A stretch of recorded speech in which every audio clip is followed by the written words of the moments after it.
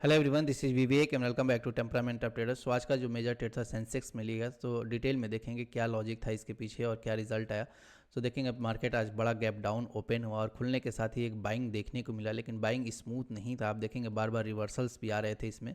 सो एक फ्लक्चुएशंस के साथ बाइंग आ रहा, और ये चीज़ हमने कई बार डिस्कशन भी किया है कि ऑप्शन जब भी डायरेक्शनल सेलिंग होता है उस केस में कई बार जैसे ही मार्केट ऊपर जाने की कोशिश करता है, बार बार वहाँ से सेलर्स प्रेशर्स बनाते हैं फिर से। अब देखेंगे सेकेंड हाफ में कंप्लीट एक साइडवेज देखने को मिला यहाँ पे मार्केट। तो यहाँ पे अभी जो क्लोजिंग मिला है 22,000 के ऊपर हमें मिला है, और जो हमने एक सपोर्ट एंड रेजिस्टेंस ड्रॉ किया था, मार्केट अभी उसी के बीच में वापस से यहाँ ट्रेवल कर रहा है। तो इस जोन में थोड़ा साइडवेज एक्सपेक्टेशन रहेगा मार्केट।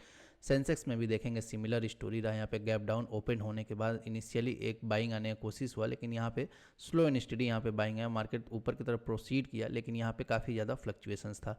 उसके बाद देखेंगे एक कंप्लीट साइडवेज मार्केट मिला आज एक्सपायरी के दिन, और जो क्लोजिंग मिला है यहाँ पे 73,000 के आसपास का क्लोजिंग मिला है। तो जो हमारा रेंज था सपोर्ट एंड रेजिस्टेंस का, मार्केट अभी उसी के बीच में भी ट्रेवल कर रहा है। सो यहाँ से मार्केट अगर फिर से फ्लैट खुलता है या फिर इस जोन में थोड़ा ट्रेवल करता है तो यहाँ थोड़ा कन्फ्यूजन बना रहेगा। अभी एक छोटा जो रेजिस्टेंस है वो 73,200 के लेवल पे एक्ट कर सकता है। यहाँ हो सकता है मार्केट कंसोलिडेट करके ब्रेक करे तो ऊपर के साइड कुछ मोमेंटम मिले यहाँ पे।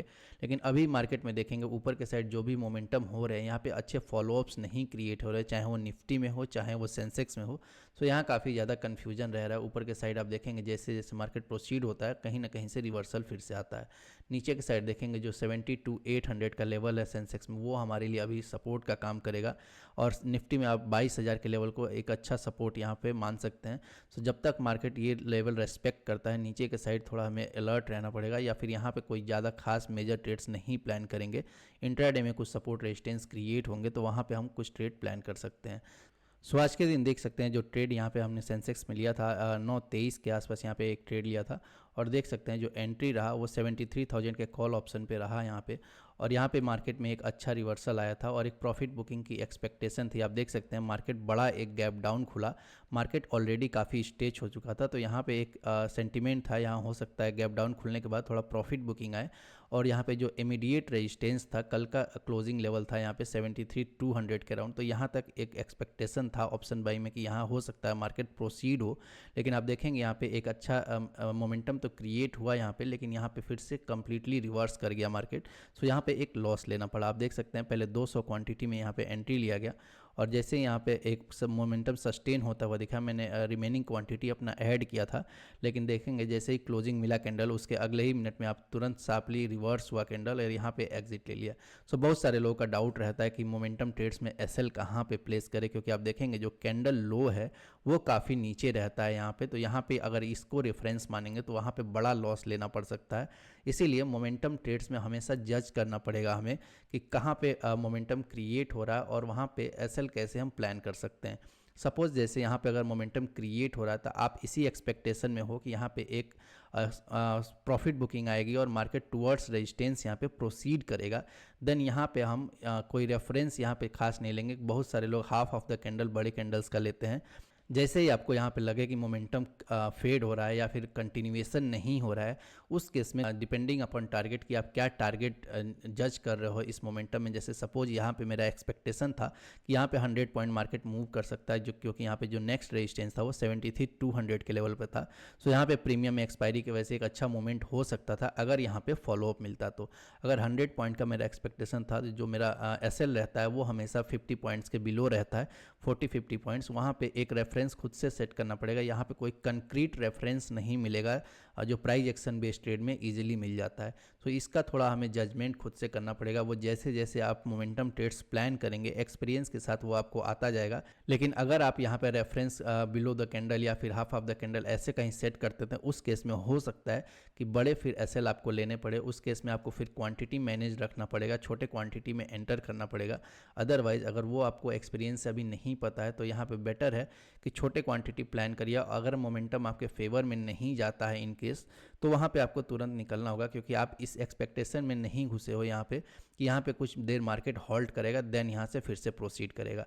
मोमेंटम ट्रेड्स का सबसे बड़ा एडवांटेज या डिसएडवांटेज आप यही कह लीजिए कि आप जैसे ही एंट्री लेते हो आपका एक्सपेक्टेशन यही रहता है कि एक फॉलोअप यहाँ पे क्रिएट होगा, और फॉलोअप क्रिएशन में आपको कुछ इमीडिएटली कुछ पॉइंट्स यहाँ पे कैप्चर करने को मिलेंगे। जैसे सपोज प्रीवियस डे के मार्केट में आप देखेंगे जो लास्ट ट्रेडिंग सेशन था, जैसे यहाँ पे एक मोमेंटम क्रिएट हुआ, एक अच्छा लेवल ब्रेक हुआ और यहाँ टुवर्ड सपोर्ट मार्केट प्रोसीड हुआ था। सो यहाँ पे फॉलोअप यहाँ पे कैंडल क्रिएट हुआ।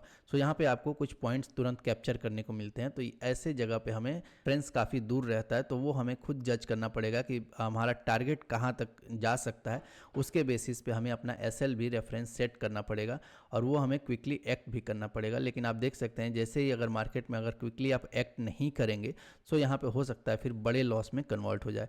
सो यहाँ पे मोमेंटम ट्रेड्स में थोड़ा अलर्ट रहना पड़ेगा, थोड़ा सा स्मार्टनेस दिखाना पड़ेगा। अगर आपके लॉसेस हो रहे हैं सो आपको जज करना पड़ेगा कहाँ हमें SL डिसाइड करना है। उसके बाद से देखेंगे मार्केट यहाँ पे एक मोमेंटम यहाँ पे फेल हुआ और उसके बाद से आप देखेंगे ना पुट साइड या कॉल साइड किसी भी साइड मार्केट यहाँ प्रोसीड नहीं हुआ और कहीं भी कोई प्राइस एक्शन या फिर कोई अच्छा मोमेंटम क्रिएट नहीं हुआ।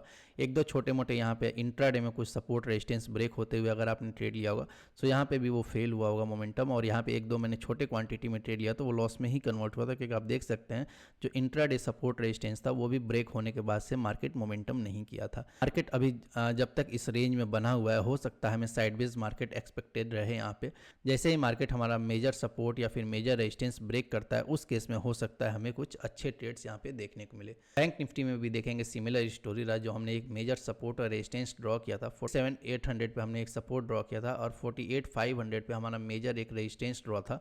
तो यहाँ पे मार्केट बीच में ही ओपन हुआ और पूरे टाइम आप एक साइडवेज मार्केट यहाँ पे देखने को मिला। तो यहाँ पे कुछ खास मोमेंटम नहीं हुआ और मार्केट अभी इसी रेंज में ट्रेवल कर रहा है। सो आप देख सकते हैं जब भी ये मेजर एक्यूमुलेशन लेवल ब्रेक होंगे उस केस में हो सकता है ऑप्शन बाइंग में कुछ मोमेंटम देखने को मिले। अदरवाइज मार्केट जब तक इन रेंज में चल रहा है यहाँ पे सेलर्स एक्यूमुलेशन जोन यहाँ क्रिएट हो रहा है, तो यहाँ पे थोड़ा हमें अलर्ट रहना होगा और यहाँ पे छोटे क्वांटिटी में ट्रेड प्लान करना होगा या फिर मेजर रिस्क यहाँ पे अवॉइड करना होगा। छोटे रिस्क में आप यहाँ जा सकते हैं इंट्राडे सपोर्ट रेजिस्टेंस ब्रेक होने पे। सो आई होप ये वीडियो आपको अच्छा लगा होगा। वीडियो अच्छा लगा तो please like the video, channel पर नए तो please subscribe the channel. Thank you.